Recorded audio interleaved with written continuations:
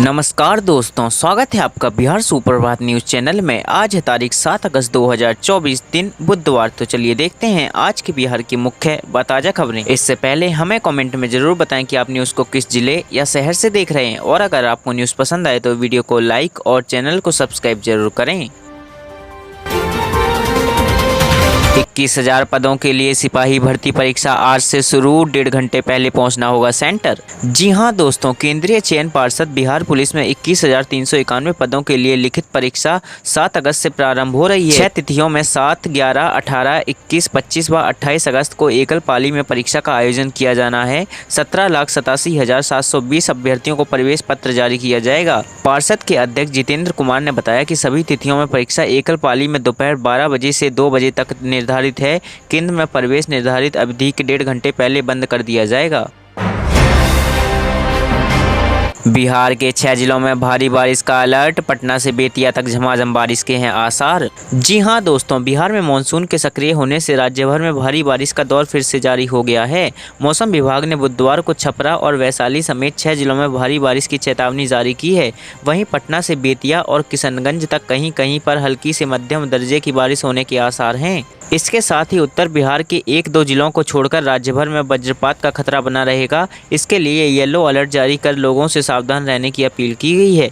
अगले 48 घंटे के भीतर राज्य में झमाझम बारिश होने के आसार हैं। मौसम विभाग के अनुसार बुधवार को छपरा, सीवान, गोपालगंज, वैशाली, भोजपुर और किशनगंज जिले के कुछ इलाकों में भारी बारिश के आसार हैं।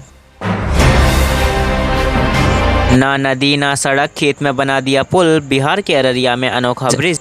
बिहार के अररिया जिले में पुल गिरने की सुर्खियों के बीच एक अनोखे पुल निर्माण की एक कहानी सामने आई है। रानीगंज प्रखंड के परमानंदपुर गांव में एक सूख चुकी नदी पर पुल और करीब 3 किलोमीटर की सड़क के लिए 3 करोड़ रुपए आवंटित किए गए, लेकिन यहां नदी के ऊपर नहीं, बीच खेत में ही पुल का निर्माण कर दिया गया और सड़क का अता पता ही नहीं है। इस पुल के बनने से गाँव वाले इस बात से हैरान है कि पुल तक जाने के लिए दोनों ओर जब सड़क ही नहीं है तो इस पुल का क्या करें। यहाँ लोग सरकार के इस अनोखे पुल को देखकर माथा पीट रहे हैं। बता दें कि 18 जून को अररिया के पहाड़िया घाट पर बना पुल ध्वस्त हो गया था। बांग्लादेश में फंसे बिहार के 500 लोगों की घर वापसी, भारतीय उच्चायुक्त प्रणय वर्मा ने निभाई अहम भूमिका। बांग्लादेश में तख्ता पलट के बाद बांग्लादेश में फंसे बिहारी लोगों के मूल को सुरक्षित निकाल लिया गया है। बांग्लादेश के विभिन्न शहरों में बिहारी मूल के 500 से अधिक लोग रह रहे थे। पढ़ाई करने के अलावा व्यवसाय से जुड़े बिहारी मूल के सभी लोगों को सुरक्षित देश वापस ले लिया गया है। अब बांग्लादेश में केवल उच्च आयोग में कार्यरत लगभग 300 अधिकारी और कर्मचारी ही रह गए हैं। बांग्लादेश में अचानक से उत्पन्न स्थिति के बाद बिहारी मूल के अधिकारियों ने वहाँ मोर्चा संभाल लिया। बांग्लादेश में भारतीय उच्चायुक्त प्रणय वर्मा मूल रूप से बिहार के ही हैं। उनके साथ बिहारी मूल के कई अधिकारी भी उच्च आयोग में काम कर रहे हैं। बिहार सहित सभी भारतीयों को बांग्लादेश से सुरक्षित वतन वापसी में प्रणय वर्मा का अहम योगदान है। मिशन 2025 के लिए तेजस्वी ने कसी कमर, 17 अगस्त से बिहार यात्रा का आगाज, 243 विधानसभाओं को करेंगे कवर। नेता प्रतिपक्ष आरजेडी लीडर और पूर्व डिप्टी सीएम तेजस्वी यादव ने अगले साल बिहार विधानसभा चुनाव के लिए कमर कस ली है, जिसके मद्देनजर 17 अगस्त से राज्यव्यापी यात्रा का आगाज की संभावना है, जिसकी शुरुआत वाल्मीकि नगर से होगी और पहले चरण का समापन किशनगंज में होगा। इस यात्रा के दौरान बिहार की सभी 243 विधानसभा सीटों को कवर करेंगे। इस यात्रा के दौरान एनडीए सरकार की विफलताओं को उजागर करेंगे और पार्टी के जमीनी कार्यकर्ताओं में उत्साह भरने का काम करेंगे। राजद के सूत्रों ने बताया कि तेजस्वी यादव, जिन्होंने पिछली बार अप्रैल से मई में हुई लोकसभा चुनाव से पहले जनता से संपर्क करने के लिए फरवरी के मध्य में राज्य भर में जन विश्वास यात्रा निकाली थी, नुक्कड़ सभाएं, कार्यकर्ताओं और ब्लॉक स्तर के नेताओं के साथ बातचीत, उत्साह बढ़ाया था। यूपी को मिलने जा रही है एक और वंदे भारत की सौगात, बिहार बंगाल को भी होगा फायदा, इस रूट पर दौड़ाने की है तैयारियां। जी हां दोस्तों, यूपी को एक और वंदे भारत की सौगात मिलने वाली है। इस वंदे भारत के चलने से न सिर्फ यूपी बल्कि बिहार को भी फायदा होगा। यह वंदे भारत ट्रेन वाराणसी से कोलकाता के हावड़ा स्टेशन के बीच चलाने की तैयारियां हैं। इस सेमी हाई स्पीड ट्रेन के 8 कोचों का रैक वाराणसी के कैंट स्टेशन पहुंच गया है। कोच के पहुंचते ही इसे देखने के लिए प्लेटफॉर्म संख्या 4 पर यात्रियों की भीड़ लग गई। तकरीबन 45 मिनट ठहराव के बाद ट्रेन को पुरानी वॉशिंग लाइन के पास गूलर यार्ड में भेज दिया गया। आरपीएफ जवानों को उसकी सुरक्षा में लगाया गया है। इस वंदे भारत के चलने से वाराणसी को 5वीं ट्रेन मिल जाएगी। अवैध खनन की खबर देने पर सरकार इनाम देगी, ट्रैक्टर पर 5,000, ट्रक पर 10,000, इस नंबर पर दे सूचना। बिहार में अवैध खनन करने वाली माफियाओं पर शिकंजा कसने के लिए नीतीश सरकार ने बड़ी तैयारियां कर ली हैं। इसके तहत अवैध खनन की सूचना देने वालों को सरकार इनाम देगी। ट्रैक्टर की सूचना देने पर 5,000 रुपया और ट्रक जैसे अन्य बड़े वाहन की सूचना देने पर 10,000 रुपये इनाम दिया जाएगा। अवैध खनन की सूचना देने के लिए मोबाइल संख्या 9473191437 पर फोन किया जा सकता है। इस नंबर पर 24 घंटे अवैध खनन की सूचना दी जा सकती है। उप मुख्यमंत्री ने कहा कि बालू पत्थर का अवैध खनन करने वालों पर राज्य सरकार ने जबरदस्त चोट किया है। वक्फ बोर्ड बिल पर सियासत तेज, जेडीयू के मुस्लिम नेताओं ने जताया विरोध, नीतीश पर भड़के पप्पू यादव।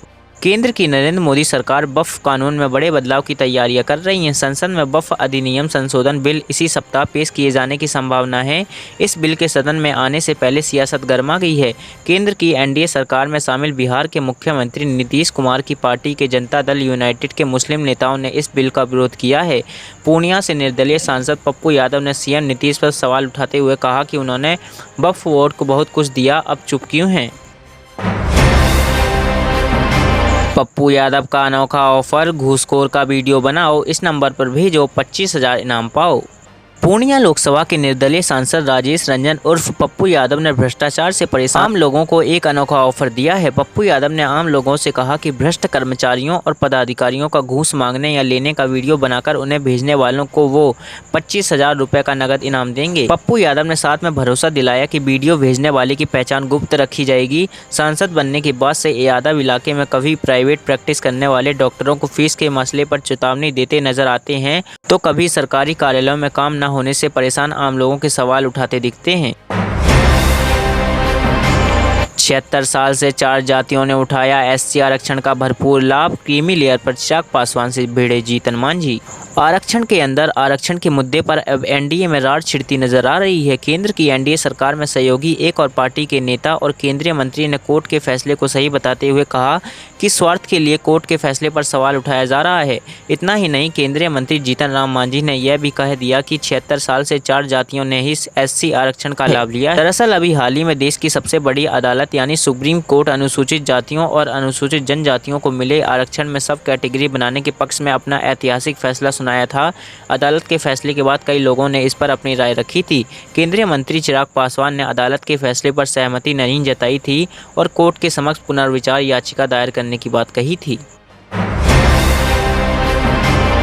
लालू परिवार की बड़ी मुश्किलें, तेजस्वी राबड़ी और मीसा के खिलाफ ईडी ने दायर किया चार्जशीट। लालू परिवार पर जमीन के बदले नौकरी मामले में ईडी ने शिकंजा कस दिया है। 11 आरोपियों के खिलाफ नई दिल्ली स्थित राउज एवेन्यू कोर्ट में चार्जशीट दाखिल की गई है। इनमें लालू यादव, तेजस्वी यादव, मीसा भारती के नाम शामिल हैं। 13 अगस्त को कोर्ट इस फैसले में सुनवाई करेगा। यह मामला रेलवे में हुई भर्ती से धांधली से जुड़ा है। आरोप है कि लालू यादव ने रेल मंत्री रहते हुए लोगों को नौकरी के बदले उनसे जमीन और फ्लैट लिखवाए थे। यह घोटाला रेलवे के 11 जोन में ग्रुप डी की भर्ती से जुड़ा है। ईडी का आरोप है कि लालू परिवार ने नौकरी के बदले कई लोगों से जमीन और फ्लैट अपने नाम करवा लिए थे। शेख हसीना के भारत आते ही बिहार में जारी हुआ अलर्ट, सीमांचल में विशेष चौकसी। पड़ोसी देश बांग्लादेश में बगावत और उपद्रव को देखते हुए बिहार में भी अलर्ट जारी किया गया है। बिहार पुलिस मुख्यालय ने राज्य के सीमावर्ती क्षेत्रों में सतर्कता बढ़ाने के निर्देश दिए हैं। खासकर पूर्णिया, किशनगंज, कटिहार जैसे पश्चिम बंगाल में सटे जिलों में चेकपोस्ट पर गश्ती बढ़ाई गई है। पुलिस को केंद्रीय अर्धसैनिक बलों के साथ करीबी समन्वय बनाकर निगरानी रखने का निर्देश दिया गया है। इसके अलावा अफवाहों से बचने की भी सलाह दी गई है। किसी भी संदिग्ध व्यक्ति या वस्तु की जानकारी होने पर तत्काल स्थानीय थाना या पुलिस अधीक्षक को जानकारी देने का निर्देश दिया गया है। इसके लिए टोल फ्री नंबर 14432 या डायल 112 पर जानकारी देने को कहा गया है। पटना में तेजी से बढ़ रहा गंगा का पानी, कई घाट डूबे, 24 घंटे में 1.5 मीटर चढ़ा वाटर लेवल।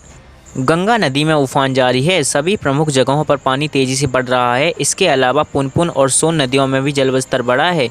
बीते 24 घंटे में पटना में गंगा नदी का पानी करीब 1.5 मीटर तक बढ़ गया है। गांधी घाटी पर यह खतरे के निशान 48.60 मीटर को पार कर गया है। यहां सुबह 6 बजे जलस्तर 48.52 मीटर था, जो डेंजर लेवल से 8 सेंटीमीटर नीचे था।